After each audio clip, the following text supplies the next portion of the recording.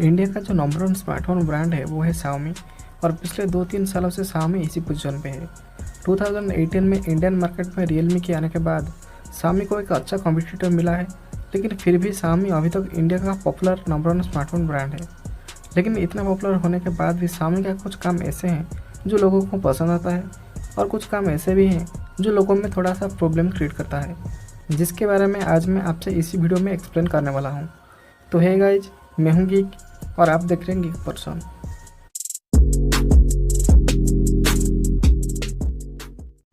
तो सबसे पहला प्रॉब्लम है फ्लैश सेल का। Xiaomi को इंडिया आते हुए काफ़ी साल बीत चुके हैं और इंडिया में फ्लैश सेल का कॉन्सेप्ट Xiaomi लेकर आया था। लेकिन इतने दिन के बाद भी जब भी कोई नई प्रोडक्ट Xiaomi लॉन्च करता है इंडिया में, तो वो हमेशा ही फ्लैश सेल का हेल्प लेते हैं। Xiaomi हमेशा से ही ऑनलाइन मार्केट को टारगेट करता आ रहा है। उनका फ़ोन ज़्यादातर ऑफलाइन मार्केट में देखने को नहीं मिलता है, क्योंकि वो ऑनलाइन में आउट ऑफ स्टॉक हो जाती है, वो भी कुछ मिनटों में। और अगर कहीं आपको Xiaomi का फ़ोन ऑफलाइन मिलता है तो वो ब्लैक में मिलता है, जिसके लिए कस्टमर को ज़्यादा पे करना पड़ता है। और जब तक फ्लैश सेल ख़त्म होकर फ़ोन नॉर्मली ऑनलाइन मार्केट में अवेलेबल होता है, तब तक फ़ोन काफ़ी पुराना हो चुका होता है, जिसको ख़रीदने के लिए कोई भी इंटरेस्टेड नहीं होता। तो ये सब को देखा जाए तो फ्लैश सेल को Xiaomi का एक बैड हैबिट भी कह सकते हैं। और अगली जो प्रॉब्लम है वो है सॉफ्टवेयर अपडेट का। जबकि आपको पता होगा MIUI 12 को रोल आउट कर दिया गया है, लेकिन ये धीरे धीरे 3 स्टेजेस में आपके फ़ोन में आएगा। पहले ये आएगा फ्लैक्सी सेगमेंट में, जैसे कि Mi 10 और Mi 10 Pro हो गया। उसके बाद मिड रेंज सेगमेंट यानी कि Redmi की K सीरीज, और बाद में ये बजट सेगमेंट में देखने को मिलेगा। और ये पूरी प्रोसेस में कम से कम 6 महीने से लेकर 1 साल तो लग ही जाएगा। और फिर से MIUI 13 रोल आउट हो जाएगा और फिर से यही सेम प्रोसेस रिपीट होने लगेगा।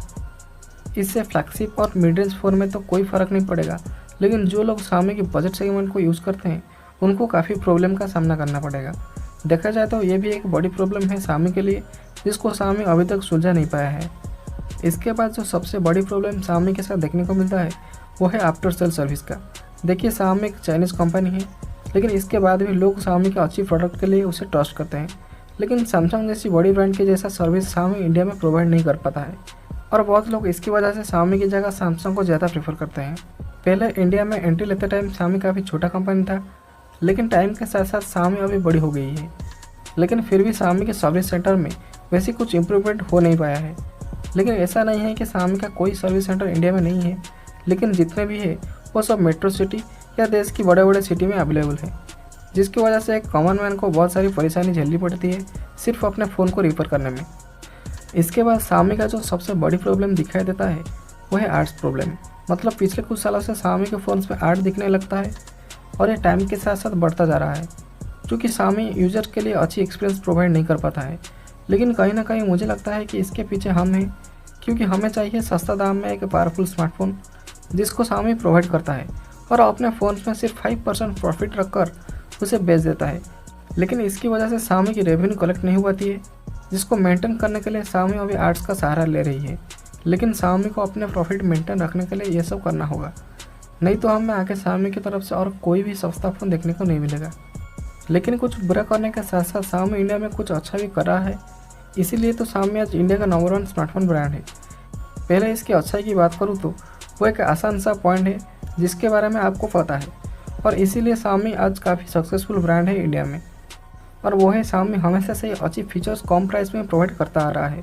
इंडिया में इनकी Redmi Note सीरीज़ काफ़ी पॉपुलर है, जिसका बजट 10,000 से शुरू होकर 20,000 तक जाता है। इसके साथ Xiaomi हमेशा अपनी स्मार्टफोन सीरीज़ में चेंजेस लाता रहता है, और ट्रेंड के हिसाब से कैसे एक अच्छी वैल्यू फॉर मनी स्मार्टफोन लोगों के तक पहुँचा जाए, ये Xiaomi को अच्छी तरीके से पता है। और पोको जैसे ब्रांड Xiaomi के लिए फ्लैगशिप किलर का काम करते हैं। बजट रेंज में उनका Redmi सीरीज़ एक किलर फ़ोन है, और आगे भी इससे कई अच्छा फीचर्स हमें Xiaomi के फ़ोन्स में देखने को मिलेगा।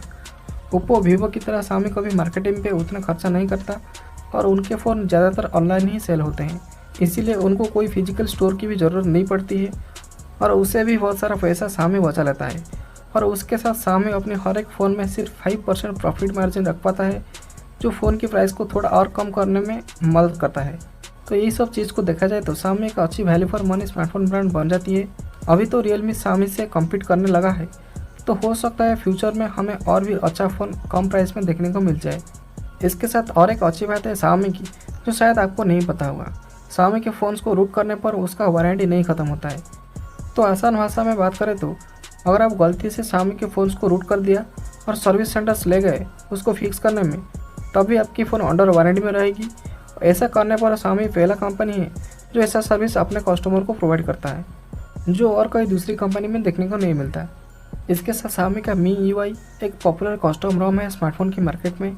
और आपको पता होगा कि Mi UI पहला प्रोडक्ट था Xiaomi का। Mi UI पॉपुलर होने के बाद Xiaomi अपने पहला स्मार्टफोन को लॉन्च किया था। इसके कुछ फीचर्स की बात करूँ तो Mi UI एक हाईली कस्टमाइजेबल रोम है जिसमें आपको 100 से भी ज़्यादा थीम्स मिल जाती है। इसके साथ ये एक हेवी थीम होने के बाद भी ये काफ़ी फास्ट है, कहीं भी आपको लैग देखने को नहीं मिलेगा।